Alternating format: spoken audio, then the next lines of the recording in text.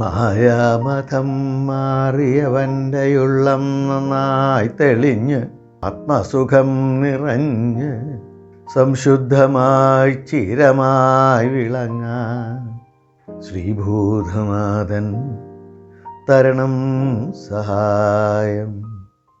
പിതാമഹൻ്റെ വാക്കുകൾ കേട്ടോണ്ടിരുന്ന യുധിഷ്ഠിരന് ബ്രഹ്മധർമ്മത്തെക്കുറിച്ച് അറിഞ്ഞാൽ കൊള്ളാമെന്നായി. ബ്രഹ്മധർമ്മം വലിയ ശ്രേഷ്ഠമാണ് യുധിഷ്ഠിര എന്ന് പറഞ്ഞുകൊണ്ടാണ് ഭീഷ്മ പിതാമഹൻ തൻ്റെ വാക്കുകൾ ആരംഭിക്കുന്നത്. രാജ്യധർമ്മത്തെക്കുറിച്ച് പറയണ്ടായി. രാജ്യം ഭരിക്കണ രാജാവിനുണ്ടായിരിക്കേണ്ട ഗുണങ്ങളെക്കുറിച്ച് വിശേഷിച്ചും പറഞ്ഞു. മന്ത്രിമാരുടെയും സേനാനായകന്മാരുടെയും ചാരന്മാരുടെയും ഒക്കെ ലക്ഷണങ്ങൾ വിസ്തരിച്ച് പറഞ്ഞു കൊടുത്തു. എപ്പോഴും രാജാവിനൊരു പുരോഹിതൻ ഉണ്ടായിരിക്കണം. ഈ പുരോഹിതൻ്റെ വാക്കായിരിക്കണം അന്തിമമായത്. ബ്രഹ്മക്ഷാത്ര ശക്തികൾ ഒന്നിച്ചു ചേരുമ്പോൾ മാത്രമേ രാജ്യത്തിൽ ഐശ്വര്യം ഉണ്ടാകുന്നുള്ളൂ. അവ വിയോജിച്ച് നിന്നാൽ അനർത്ഥമായിരിക്കും ഫലം. അതുകൊണ്ട് ബ്രാഹ്മക്ഷാത്രങ്ങളെ ഒന്നിച്ചു നിർത്താൻ എപ്പോഴും ശ്രദ്ധ വേണം. തപസ്സും മന്ത്രവും ബ്രാഹ്മണനും ആയുധങ്ങളും കയ്യൂക്കും രാജാവിനും എപ്പോഴും സ്വായത്തമായിരിക്കണം. പണ്ട് മുചുകുന്ദ രാജാവ് കയ്യൂക്കും ആയുധങ്ങളും കൊണ്ട് ലോകം മുഴുവൻ പിടിച്ചടക്കി വലിയ ഭൂമിയുടെ ഏകഛത്രാധിപതിയായിട്ട് വാഴുണ്ടായി. എല്ലാം പിടിച്ചടക്കി കഴിച്ചേക്കണു, ഇനി ഒന്നുമില്ല. അപ്പോഴാണ് തോന്നിയത് ഇനി ബാക്കിയുള്ളത് വൈശ്രവണനാണ്, അയാളെയും കൂടി അങ്ങോട്ട് ജയിക്കണം. തൻ്റെ സൈന്യങ്ങളെ മുഴുവൻ വൈശ്രവണൻ്റെ രാജ്യമായ അളകാപുരിയിലേക്ക് നയിക്കുകയുണ്ടായി.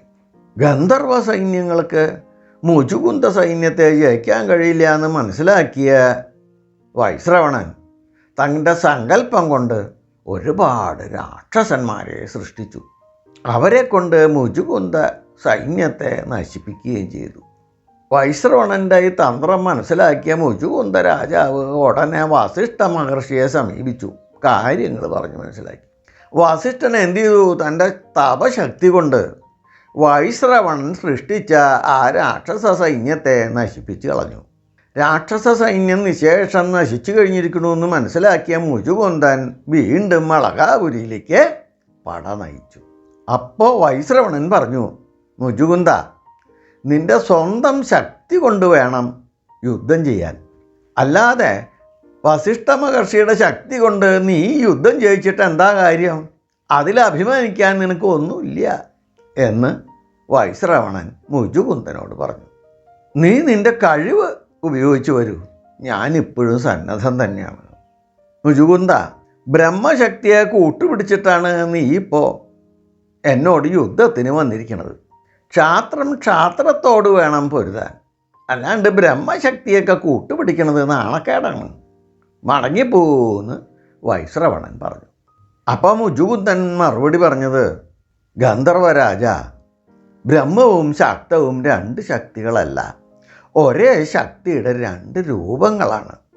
അതിനാൽ അവ രണ്ടും ആശ്രയിക്കപ്പെടാൻ പാടില്ല എന്ന് പറയുന്നത് ശുദ്ധ ഭോഷ്കാണ്.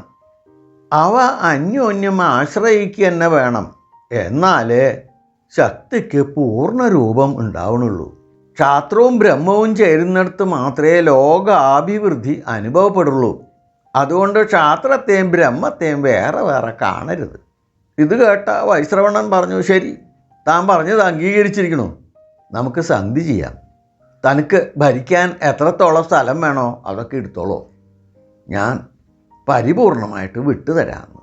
അപ്പോൾ മുചുകുന്ദൻ്റെ മറുപടി വലിയ രസകരമായിരുന്നു.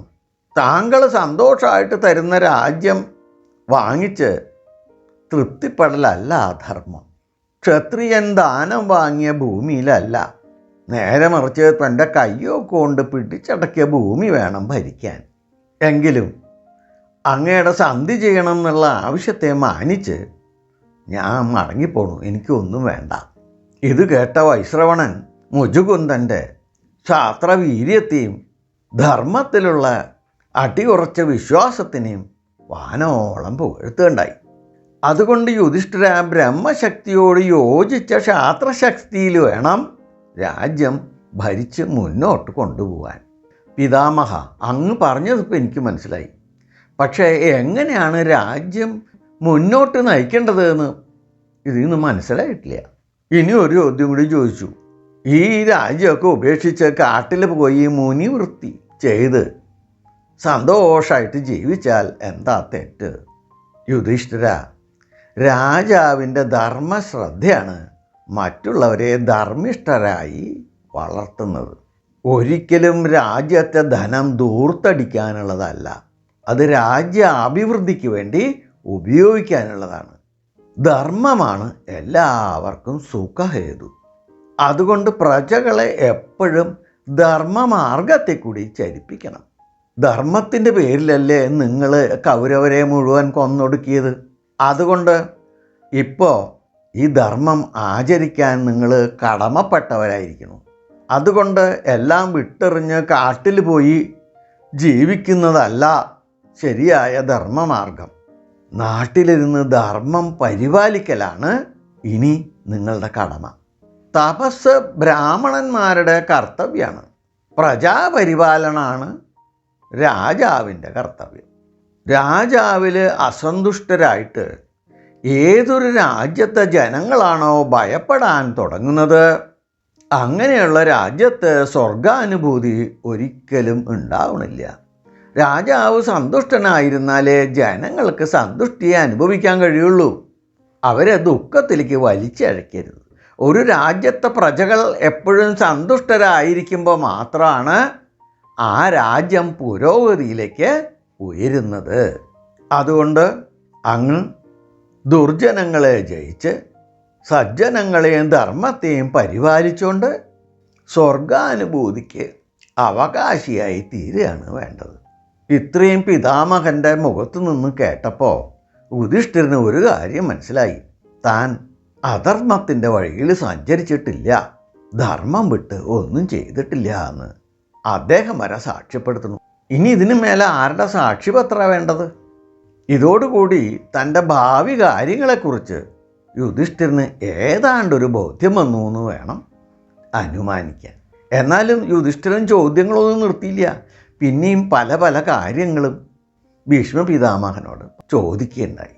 എല്ലാവർക്കും ഭഗവാന്റെ എല്ലാ അനുഗ്രഹാശിസ്സുകളും എപ്പോഴും ഉണ്ടാവണേ എന്ന് പ്രാർത്ഥിച്ചുകൊണ്ട് ലോക സമസ്ത സുഖിനോ ഭവന്തു.